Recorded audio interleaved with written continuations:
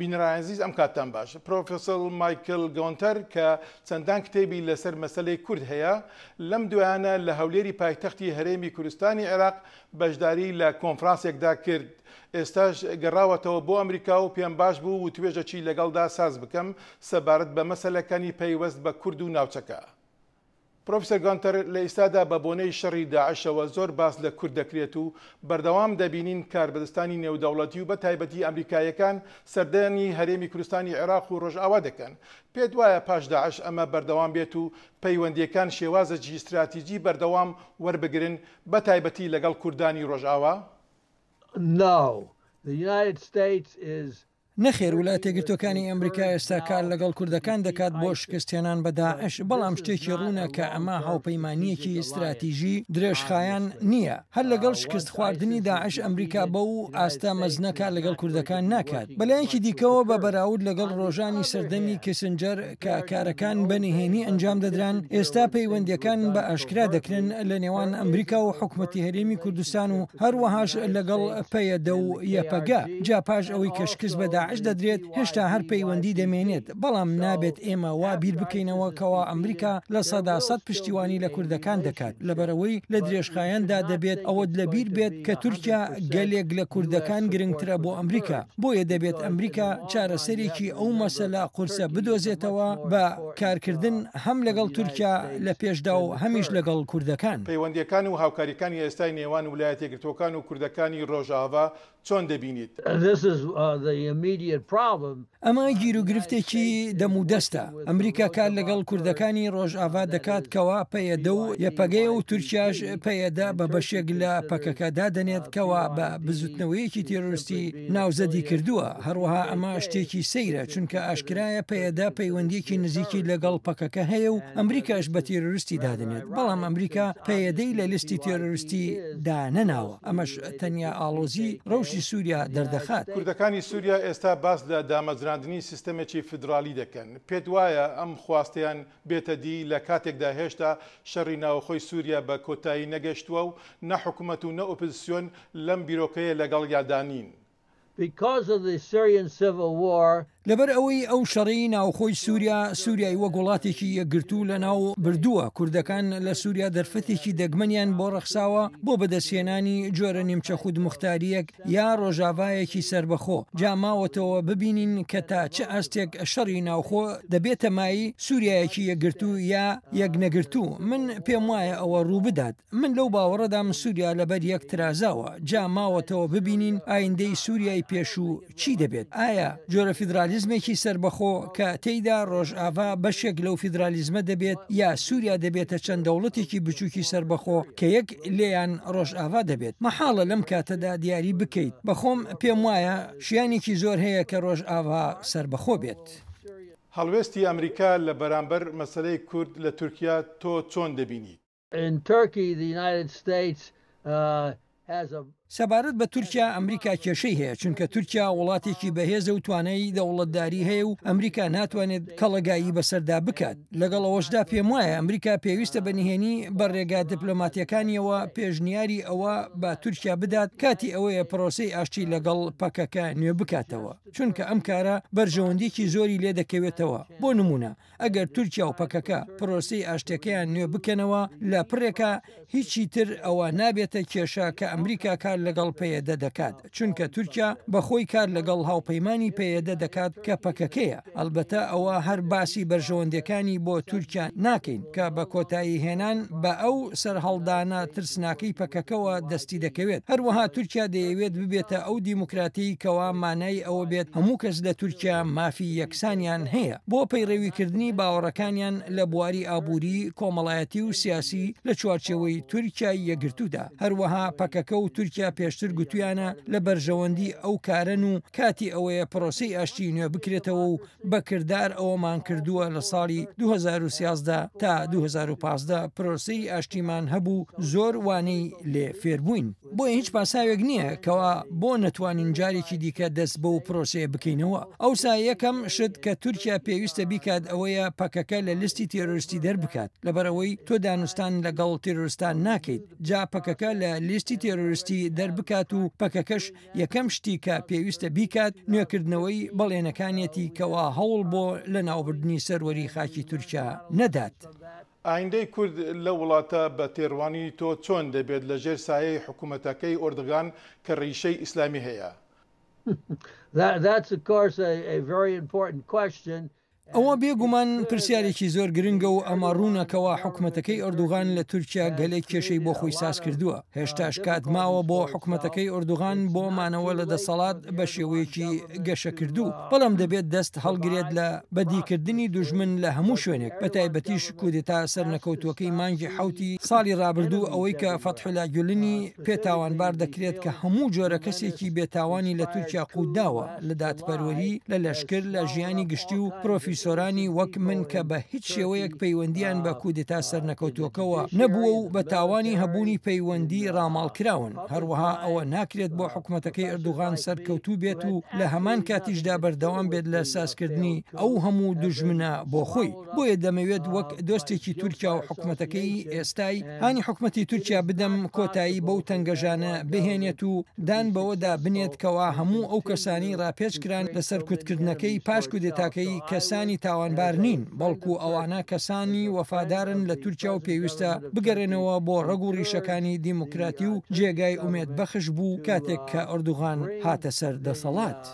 پرۆفسۆر گونتر لەم دوایانە لە کۆنفرانسێک لە شاری هەولێر وتارێکت پێشکەش کرد و تیایدا وازنەهێنانی مەسعود بارزانی لە پۆستی سەرۆکایەتی هەرێمت بە هۆکاری بەردەوامبوونی کێشەکانی هەرێمت ناودێر کرد. پاشان بۆ ڕۆژی دوایێ بڵاوکرایەوە کە لە پانێڵێکدا بڕیار بوو بەشداریدا بکەیت لابراویت. ئایا ئەمە ڕاستە و ئایا لەسەر ئەو تێبینێت بووە؟ نەخێر زۆر هەواڵی نادروست هەبوو دەربارەی وتارەکەم لە کوردستان، بەڵێ تا ڕادەیەک ڕەخنەم لە حکوومەتی ئێستا هەرێمی کوردستان گرتووە، بەڵام ڕەخنەیەکی بنیادنەر بووە. مەبەستم نیازپاکی بووە و پاشان زۆر لە کوردەکانی ناو پارتی دیموکراتی کوردستان پێیان گوتم دۆستەکانمان ئەوانن دەوانگرێنن. بە واتایەکی دیکە دۆستی ڕاستەقینە ڕازگۆ دەبێت لەگەڵتا هەر باسی شتە ئەرێنیەکانت ناکات، بەڵکو باسی نەرێنیەکانیشت دەکات. هەروەها پێم وایە مای ستایشێکەوە سەرۆکوەزیران بارزانی لە ناو بەشداربووان لە بەردەمم دانیشتبوو گوێی لە ڕەخنە ئەرێنیەکەی من گرت، بەڵام من هەر ئەوەم نەکرد، بەڵکو زۆر شتی ئەرێنیم سەبارەت بە کوردستان گوت و پێم وایە ژمارەیەکی کەم لە حکومت هەن لە ڕۆژهەڵاتی ناوەڕاست سەرکەوتوو بوون وەک حکومەتەکەی بەڕێبەری پارتی دیموکراتی کوردستانی سەرۆک مەسعود بارزانی. ئەلبەتە ئەوان بێکەم و کوڕینین و هەڵەیان کردووە، بەڵام چی هەیە هەڵە نەکات. هەروەها پێم وایە جێگای ستایشە بۆ حکومەتی هەرێمی کوردستان کە ڕێگەیان لە ڕەخنەکەم نەگرت و لێگەڕان قسە بکەم.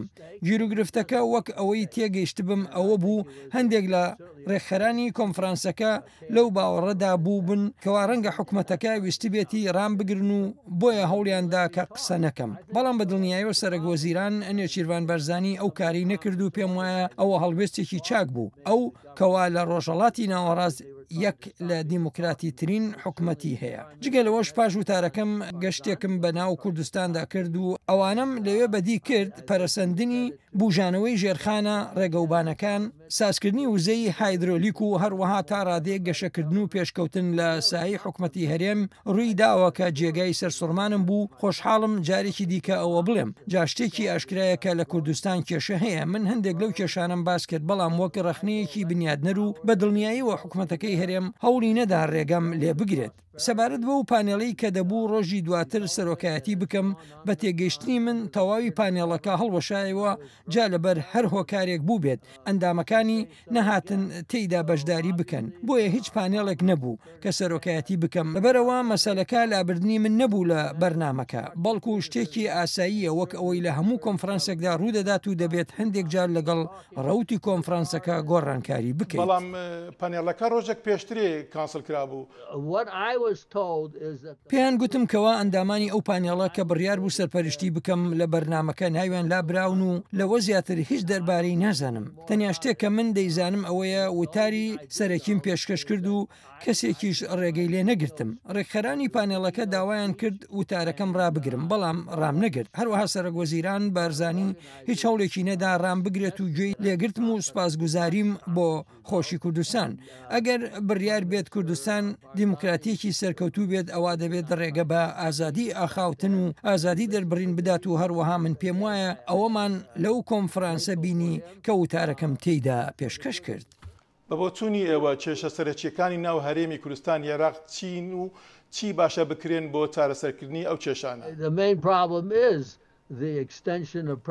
کێشەی هەرە سەرکی ئەوەیە درێژکردنەوەی 10 ساڵەی سەرۆک مەسعود بەرزانیە لە پۆستی سەرۆکایەتی کە بەرزانی دەڵێت بە وەبەرچاوگرتنی باری تەنگەتاوی بە قانونی ڕێگای دەستگای دادپەروەری گرتەبەر بۆ ئەوەی 2 ساڵی ماوەی سەرۆکایەتی بۆ درێژ بکاتەوە. درێژکردنەوەی دووەم لە مانگی هەشتی ئەم ساڵ دێتە پێش، جا کێشەیەکی دیکە لە مانگی هەشتی ئەم ساڵ دێتە ئاراوە. بەلایەکی دیکەوە نەیارانی پارتی دیموکراتی کوردستان یەکێتی نیشتیمانی کوردستان و گۆڕان ئەوەیان دەرخستووەکەوە بە تێڕوانینیان درێژکردنەوەی ماوەی سەرۆکایەتی نابەجێ و ناقانونی بووە. جا ئەمە کێشەکەیە، کوردەکان دەبێت بە خۆیان چارەسەری بکەن.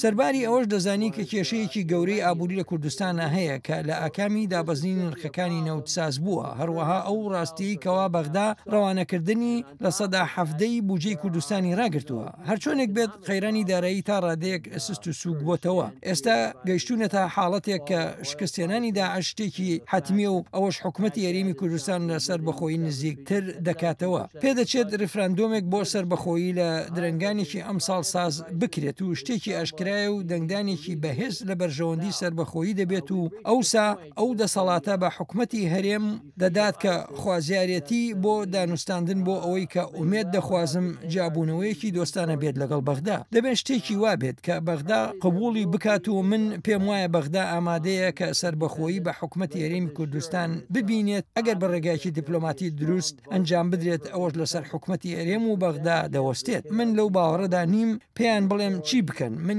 یەک کێشەی مەزنت پێ دەڵێم کە کێشەی سنووری دەبێت لە نێوان هەردوولا، ئەویش ناوچەی کەرکووکە. هەندێک بەشی کەرکووک دەیانەوێت لەگەڵ حکوومەتی هەرێم بن و هەندێک دەیانەوێت لەگەڵ بەغدا بمێنەوە و هەندێکیش نایەنەوێت لەگەڵ هیچ کامیان بن.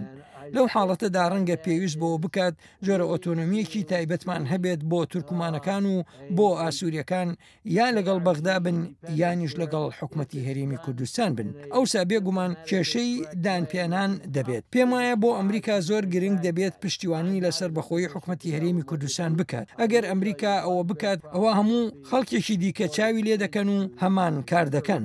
ئەلبەتە هەڵوێستی تورکیاش زۆر گرنگە، چونکە هەردوو تورکیا و ئەمریکا دژی سەربەخۆی حکوومەتی هەرێمی کوردستانن، بەڵام دژایەتیەکەیان ئەوەندە بەهێز نییە بیانەوێت بۆ ڕاگررتنی هێز بەکاربێنن. من پێم وایە ئەمریکا و تورکیا سەربەخۆی حکوومەتی هەرێم پەسەند دەکەن بە ڕێگایەکی دیپلۆماتی و وریانەوە کەوا پێم وایە حکوومەتی هەرێمی کوردستان ئێستا خەریکی ئەوەیە. جا ئەمە پرسیارێکە کەوا خەریکە دەیبینین لە بەرچاوی ئێمە دێتەکایەوە، بەڵام بەڕاشکاوانە حکوومەتی هەرێمی کوردستان سەرڕای کێشەکانی لە بارێکی گەلێک باشترە لە ژمارەیەک وڵاتانی بەم دواییانە سەربەخۆ بوونە و بۆ نمونە تەیموری ڕۆژهەڵات و سوودانی باشوور و هیدیش.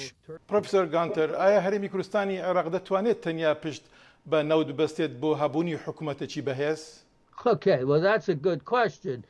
ئەمە پرسیارێکی بەجێە، وەڵامەکەی نەخێرە. ئێستا کوردستانی عێراق هەرێمێکە کە بەسەرەکی پشت دەبەستێت بە سەر چاوەنەوتیەکان ئەوانەی بە کۆمپانیا بیانیەکان بە کرێی دەدات. ئێستا سەر چاوەنەوتیەکان باشن، بەڵام بەڕوونی وەک بانکی جیهانی و ژمارەیەک لێکۆڵینەوەی دیکەی وەک بنیادی ڕند و زۆر لە شارەزایانی سەربەخۆی وەک من ئەوەیان دەرخستووە تۆ پێویستت بە هەمە چەشنی هەیە لە بواری ئابووریدا و پێم وایە حکوومەتی هەرێمی کوردستان زۆر باش ئاگاداری ئەوەیە و هەموو هەوڵێک دەدات بۆ کارکردن لەسەر هەبوونی سەرچاوەی ئابووری هەمە جۆر. لەگەڵ دەست بەکاربوونی بەڕێوەبەرایەتی سەرۆک ترامپ سیاسەتی ئەمریکا بەرامبەر ئێران تونتر بووە. ئایا ئەمە زەمینە لە بەردەم ئۆپۆزیسیۆنی ئێرانی لەوانە کوردەکانیش خۆش دەکات لەوەی ئەمریکا پشتیوانی زیاتریان لێ بکات؟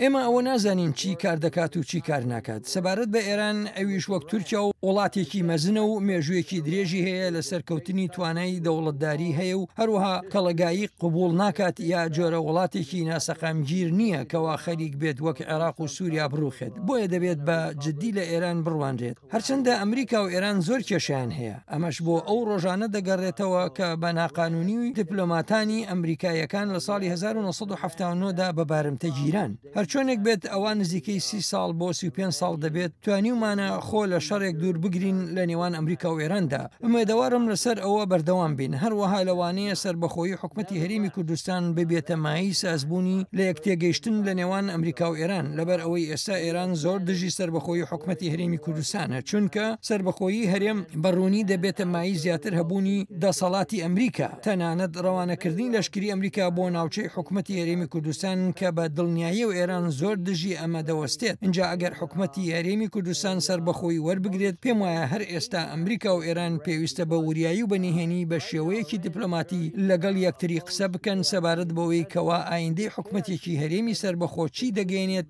لە بوارەکانی نفوزی ئێران و ئەمریکا لە ناو حکومەتی هەرێمی کوردستاندا. هەروەها ئەگەر ئەوە بە ڕێگەیەکی ژیرانە ئەنجام بدرێت، بۆی هەیە ئێران و ئەمریکا لە یەکتر نزیک بکاتەوە لەسەر تێگەیشتنی ئەوەی کەوا خۆ لە شەڕێکی وێرانکاری بە دوور ڕابگرێت لە نێوان هەردوولا. هەروەهاش خۆیان لە ژمارەیەکی کێشەی بچووک لا بدەن کەوا هەنووکە لە نێوان هەردوولادا بەردەوامە. ئەمە توانایەکی زۆر باشی دیپلۆماتی دەوێت لەلایەن ئەمریکا و ئێران و حکومەتی هەرێمی کوردستانەوە و ئومێدەوارم هەرسێکیان توانایی ئەنجامدانی ئەو کارەیان هەبێت. پرۆفیسۆر مایکل گونتر لە زانکۆی تەکنۆلۆژی تەنیسی زۆر سپاس دەکەین.